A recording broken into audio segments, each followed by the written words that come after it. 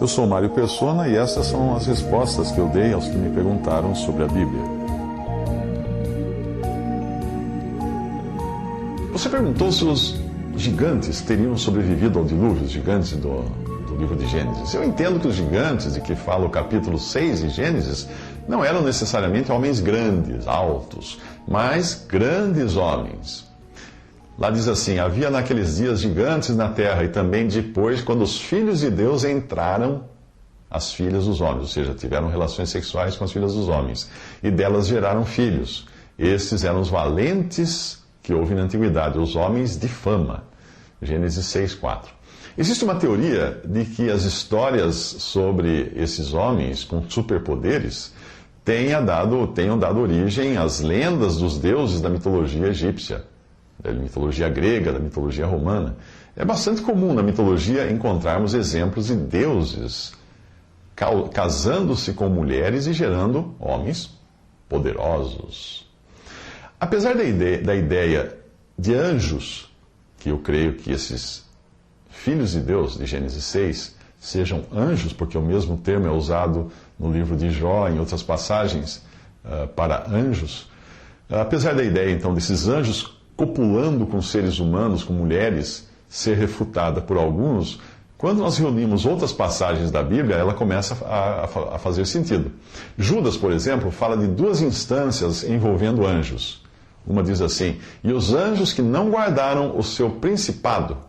No original seria a sua condição original, segundo a versão de John Nelson Darby, que literalmente traduz-se por domicílio. Então, os anjos que não guardaram a sua condição original ou seu domicílio, mas deixaram a sua própria habitação, reservou-o na escuridão e em prisões eternas até o juízo daquele grande dia, assim como Sodoma e Gomorra e as cidades circunvizinhas, que, havendo-se entregue à fornicação, como aqueles, e ido após outra carne, literalmente aqui seria carne estranha, foram postas, por exemplo, sofrendo a pena do fogo eterno. Você lê isso, é bom ler, em Judas 1, versículos 6 a 7. O interessante é que tanto Judas quanto Pedro citam o livro de Enoque, o qual, obviamente, não é a palavra de Deus, mas que, ao menos nas passagens citadas, ganha um lugar no cânon sagrado, as quais são assim endossadas pelos dois apóstolos. Compare a passagem que eu acabei de ler de Judas com o texto tirado do apócrifo 1 Enoque, que eu vou citar aqui apenas a título de ilustração. Mas eu volto a alertar que o livro de Enoque não é a palavra de Deus, mas faz parte da tradição judaica. Lá diz assim: ide e fazei conhecido dos vigilantes do céu quem abandonou os lugares celestiais, o lugar santo e eterno, e se contaminou com mulheres, por teres abandonado os lugares celestiais, santos e eternos, e deitado com mulheres, e se contaminado com as filhas do povo, não fiz esposas para vós, pois a habitação que cabe aos seres espirituais dos lugares celestiais são os lugares celestiais. Atai as mãos e os pés de Azazel e jogai-o nas trevas. Deus cobriu a sua face para que não veja a luz, para que ele seja lançado no fogo do grande dia do juízo.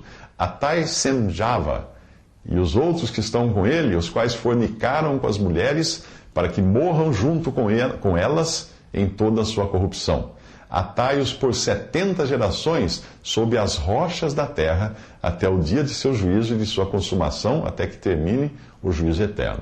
Isso está no primeiro livro de Enoque, capítulos 12, versículo 4, capítulo 15, 3 e 7, capítulo 10, 4 e 6, capítulo 10, 11 e 12. Pedro também inclui uma citação do livro de Enoque que você irá identificar como sendo o final do texto que eu acabei de citar. Ele diz: porque se Deus não perdoou aos anjos que pecaram, mas havendo-os lançado no inferno, entregou-os às cadeias da escuridão, ficando reservados para o juízo, e não perdoou o mundo antigo, mas guardou a Noé, pregoeiro da justiça, com mais 7 pessoas, ao trazer o dilúvio sobre o mundo dos ímpios, e condenou à destruição as cidades de Sodoma e Gomorra, reduzindo-as a cinza e pondo-as para exemplo aos que vivessem impiamente. Isso está em 2 Pedro 2, versículos 4 a 6. Eu entendo que os 3 episódios reunidos e citados por Pedro, numa só sequência, estão intimamente relacionados. O primeiro por nos remeter a Gênesis 6 e ao intercurso, a relação sexual que aconteceu entre anjos que assumiram a forma humana e mulheres humanas. Estes anjos estariam presos até agora e, portanto, é bom observar que não são todos os anjos caídos na rebelião de Satanás que se encontram presos hoje. Portanto, esses devem ter feito algo muito fora do padrão de simplesmente servirem de emissários ou ministros do diabo, por serem, obviamente, anjos seguidores de Satanás. O segundo episódio fala do dilúvio, e não é difícil nós concluirmos que Deus fez isso para evitar a corrupção de toda a descendência humana. O dilúvio foi um juízo para destruir toda a raça humana, exceto uma família que não havia ainda se contaminado. Ele havia prometido no Éden, Deus havia prometido no Éden, que da semente da mulher viria o Salvador. Portanto, uma estratégia de Satanás pode ter muito bem sido a de corromper essa semente e transformar a raça humana numa raça híbrida, mescla de anjos e seres humanos. Finalmente, é feita menção a Sodoma e Gomorra, o episódio quando os homens da cidade quiseram ter relações com carne estranha, isto é, os dois anjos enviados por Deus para salvar Ló e sua família. Mas voltando à sua pergunta inicial, se os gigantes de Gênesis teriam sobrevivido ao dilúvio, a resposta é um enfático não.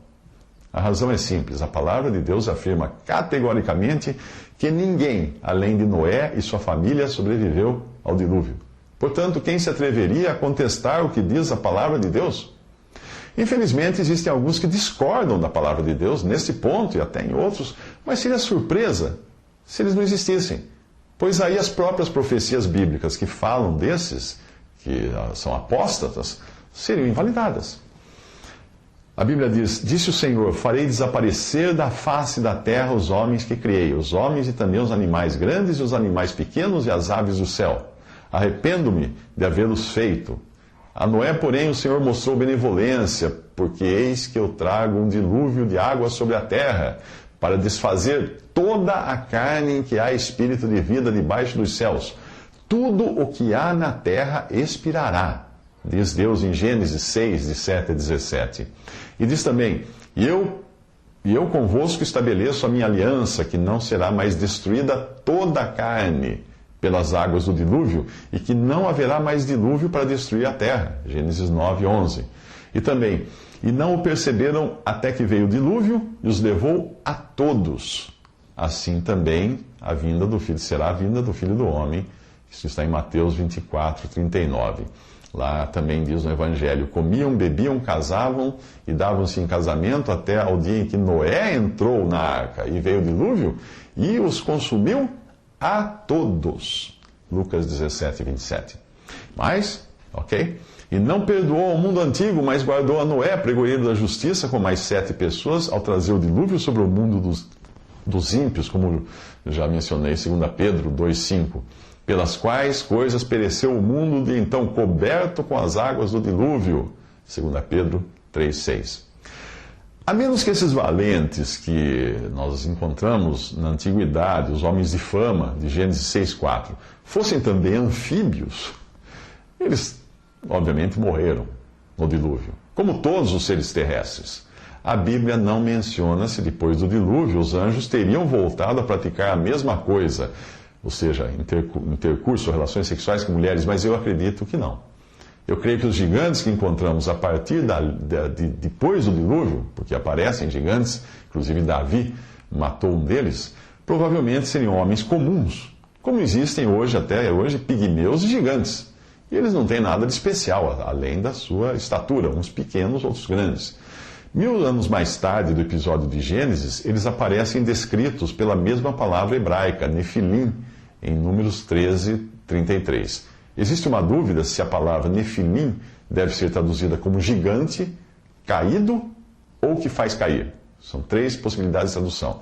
No dicionário hebraico, uma das opções seria brutamontes, a maneira de traduzir Nefilim. Portanto, os anjos depois de Gênesis, os gigantes depois de Gênesis 6, ou depois do dilúvio, melhor dizendo, não são os mesmos gigantes antes do dilúvio.